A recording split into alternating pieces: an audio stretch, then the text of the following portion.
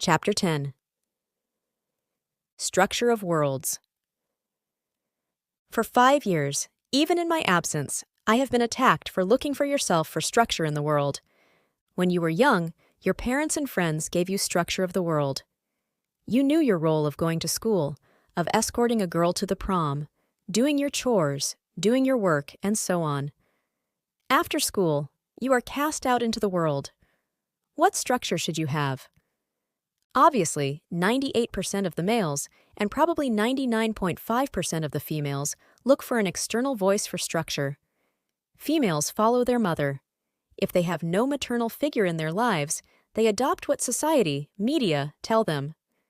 This site deals primarily with young males. Almost always, these males hear an external voice, women, and adopt a female structure. How do you measure yourself? This is the great question. Nice guys measure themselves based on their degree of chivalry. I am so nice to her, they take as pride. They wish only to be nicer to women than they actually are. Materialists measure their masculinity based on their paycheck. Look at me, says the salesman, working god-awful shifts. I am making so much money. If someone is making less money than they are an idiot. If someone is making more money than they are to be treated as a demigod. Citizen dildos. Are the seducer/player types measure their masculinity based on how many girls they can sleep with. They demand proof and reports of conquests from everyone. Shining stars. Are the type of people who want to be socially superior to others. These type of people start off in life as tattletales, but they nevertheless end up going into journalism, law, running for political office, not because they want to, but because they measure themselves based on how other people see them. These people have some fame, but nothing lasting. Many irrelevant rock stars, actors, and artists fit in this condition. They become, at best, a Ben Jonson, but never a Shakespeare. Their success is short-lived. They also become famous because they fall, as shining stars are meant to do. Gentlemen, what do all 4 of these have in common? They are structures built around women. In a woman's life, she will go through all 4 of these types, as all 4 types serve her purposes. The nice guy is easily exploited by her and rest of society. Materialists give her the gifts and things she thinks she needs. Shining stars give her the illusion of success. Why get a doctorate when you can just marry a professor? And citizen dildos are the mutual masturbation as she goes through these guys. All these guys profess they are happy, that they are the only ones living the true life, and all others are living a life of shame. They are happy but not joyful. Their happiness is that of an addiction. The addiction is to feminine praise. When it is not there, these males become depressed. The 4 structures are simply means of getting feminine praise, in some form or another. I have been through all 4 of these structures. Each one gave me pain and pleasure. The pleasure, of course, was pleasing women. I switched from one structure to another when I realized it would gain more feminine praise. People say the objective is sex. Then explain to me why the never-laid nice guy will not A, visit a prostitute B, sleep with easy girls C, etc. The objective is not sex, it is feminine praise. Those addicted to it will be so endorphinized to see their lives slouch towards mediocrity. I trace the beginnings of female-centered life structures with Rousseau, who laid the eventual eggs that hatched matrilineage and matriarchy. Today, it is blind to us because most of us have never been told anything different. My posts and ideas came not just from everyday observations, but from the long line of history, religion, and literature that binds us all. It comes from famous biographies, from chats with very successful people you don't know, and some you do, and from looking at the failures in others. What is failure?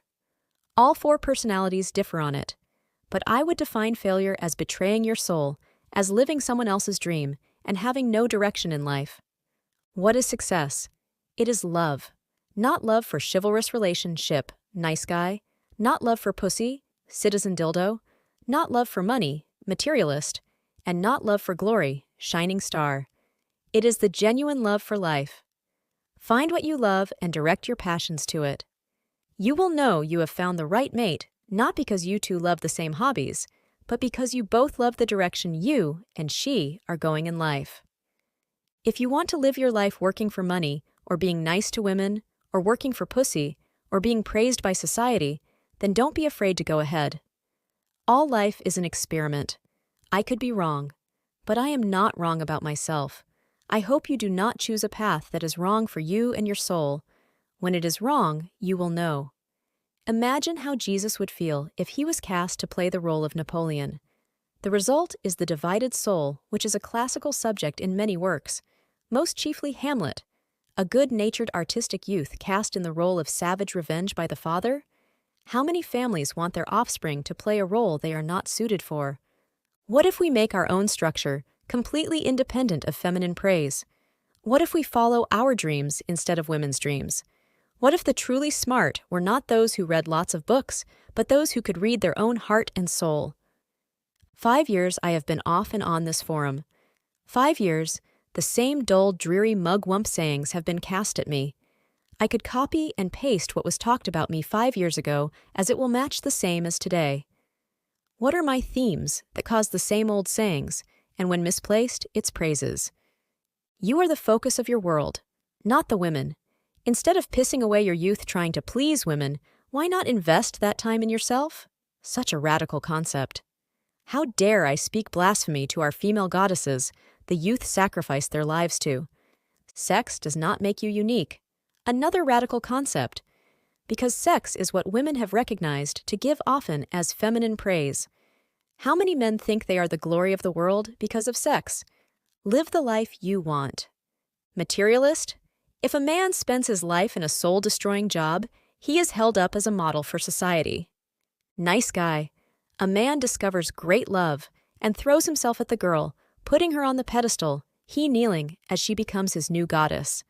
Shining star. Wants to enchant the gossipers, be it newspapers, television or radio shows, and whatever else. They want loud titles to hide that they are not truly men, no matter their scripted appearances. Citizen Dildo. A life full of notches on the bedpost. But then what? All four are addictive because they flood your body with stimulants. What is a nice guy's addiction of love but a stimulant? Why don't you just get a needle and jab it in your arm? At least it won't be absurd. Since I am not on the typical scale of nice guy or seducer, everyone wants me to act fully as one or the other. But I'm neither. Most websites can be categorized into the four. This site flaps like a flag caught in harsh winds, not deciding which way fully to go, but wants to keep leaning to the citizen dildo. The websites that speak of a different alternative are few, just as few as the men that do it. Since I already have hundreds of pages of posts here, I have found a site that might help elaborate on this viewpoint further. Every post he makes is one I could have made, almost spot on. Note, his tone puts off many people. Also, some ideas he has are a bit too isolationist. But his heart is in the right place. Live your life instead of living for women. Sexuality is rapidly becoming a political and cultural problem, as strange as that may be. Single women are increasing, birth rates are plunging, more people are becoming infertile, which causes secondary reactions. Immigration becomes more pronounced, elderly social programs become threatened, governments spend money on marriage promotion and baby promotion. A storm is raging through our age. Too many guys are concerned about not getting wet, simply getting laid, finding a decent girl to marry, etc., and not getting out of the way of this howling juggernaut that is already destroying nations, cultures, and family lines, of the bigger issues, such as matriarchy, plunging birth rates, etc. I wish you guys well. Just remember, you do not dodge a juggernaut by throwing yourself in front of it. Do girls want sovereignty? I think Chaucer visited this subject in The Wife of Bath's Tale. His conclusion was the opposite, that women wanted to rule, at least be sovereign in their own choices concerning pleasing their guy. I don't think it is a far-fetched idea to say that women view men differently than how we view them. We keep thinking that it is two people coming together. Nah, I don't think women view it that way. When a girl eyes a potential mate, what is going through her head? Cute? Tall? How much does he make? What is his earning potential? Is he funny? Will he make me laugh? Is he interesting? What are his friends like? Where does he go out to do for fun?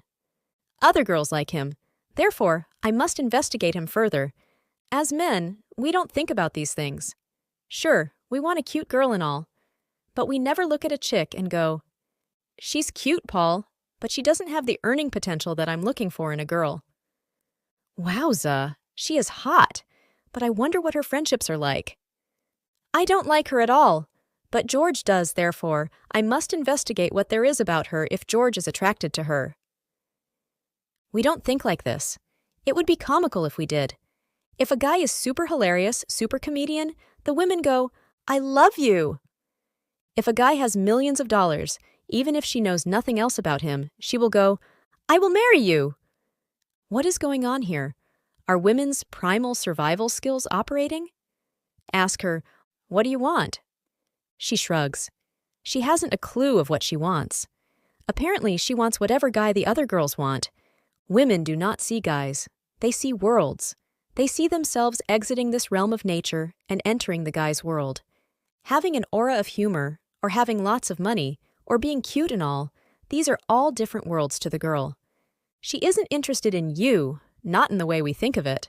She is very interested in your world. In other words, if a guy has no friends, doesn't go out and have fun, is a drifter, and has no path to get money, she is not going to be interested no matter his other elements. Mommed? Mike. Hello, my name is Mike. I play video games hours on end. Chick. That's nice, but we need to talk about our relationship. George. I am crazy and do whatever I want. I paint my car screwed up colors, paint my house screwed up colors, and wear weird clothes. Chick. Oh my God, I love you. Let me marry you now. It is the world the girl is after. How do successful men act with women? They bring the lady into their world. When they date, at the beginning especially, it is his date ideas.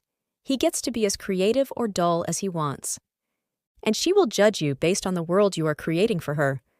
Remember, she is going to be defined by you. There is a reason why she takes your name. We can argue which worlds are more appealing to others with the women, a crazy, spontaneous world or a more stable, less risk world or such. But one thing that is very true is that women, above anything else, desire the guy to be himself, to show his world properly. Nice guys and chumps who do not create any world of their own but try to please the women are despised the most by women. She may not know what she wants, but she does know that you ought to know what you want. She will fall in love with a guy, become intermeshed in his world, and his goals often become hers.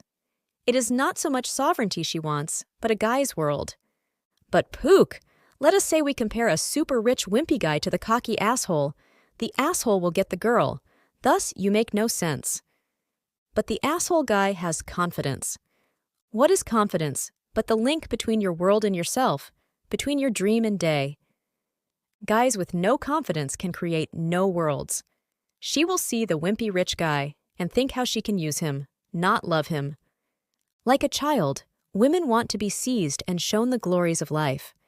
She is expecting you to take her hand and whisk her away to adventures, excitement, and fun, a world of color compared to her boring, bland arena of nature she resides in now. And this is how you become Prince Charming. Cocky and funny? When you're in a line or doing something boring, like work, why not spice it up with that attitude? Works wonders. A recent example, a girl was in a happy mood, for whatever reason. I gave her a pookish grin and said, "You're happy because I'm here." Big smile on her face, and she shook her head. Then I said, "You're happy because you're here." She laughed, but shook her head. Then I stopped people passing by and said, "Ma'am, see her? She is happy because she is here." And the lady would be, "Oh, really? Why, that's blah, blah, blah, blah."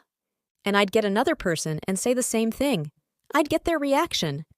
Then I started getting people to guess why she was happy. The reaction? She was laughing so hard she was almost on the ground.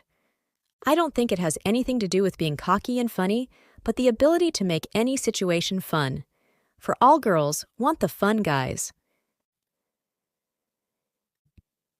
Feeling down about your love life? Read this. Okay, so you don't have a girlfriend. You're not getting any sex. On your current course, you're about to become a monk. You feel down and saddened. Why? But Pook, I got no girl.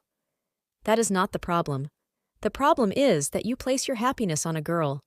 You can't be happy in a relationship unless you're happy being single. Get away, indulge yourself in your hobbies, and work. Whatever you do, do not sit there and regurgitate your emotions. Take action. But the more common is, but Pook, I am doing my hobbies and work.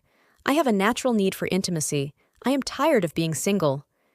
And I'm sure it is especially burning that you walk around and see these happy couples, hand in hand, with huge smiles on their faces, almost as if they are mocking you. But fear not. You are way ahead of the other males. How do most guys act? Either they are nice guys or jerks. Very rarely are there true good guys. Nice guys. Look at these guys in their relationships or in their marriages. You know who wears the pants in the relationship. These poor guys never understood the game and are just relieved to have settled down. They are AFCs for life. Most nice guys spend their 20s in misery until women in their 30s are ready to settle down. It is so sad to see these AFCs in such manner. Some got a bit wise and looked at dating books. Unfortunately, most books make nice guys more feminine because they are written on what women say, but not what they do. These poor chaps have no backbone. I watched my roommate get a call from a girl saying that she was hungry, and because she was studying, he was to go to Subway to get her a sandwich. Alas, he did this. This patheticness is not the exception, it is the common. See that cutie pie in those oh-so-tight pants? Most guys would chicken out in approaching her. In fact, many would go, "Run! Don't let us know that we are looking at her!" Pathetic, pathetic, pathetic. Or the guy who calls the girl of his affections night after night, hour after hour. Pathetic. When I was young, I remember a guy driving all the way to my house, I live out in the boonies, to return to my sister a glove. She was pleasant, but didn't let him get in the front door. She said to me, Whatever you do, do not act like that. Do not call a girl all the time. Do not act that way. Or a coworker, completely infatuated, follows the girl around like a puppy. The proximity is obvious. When he wasn't around, all the girls would get together and laugh and joke at him, all declaring how pathetic he was. Aren't you glad you're not that guy now?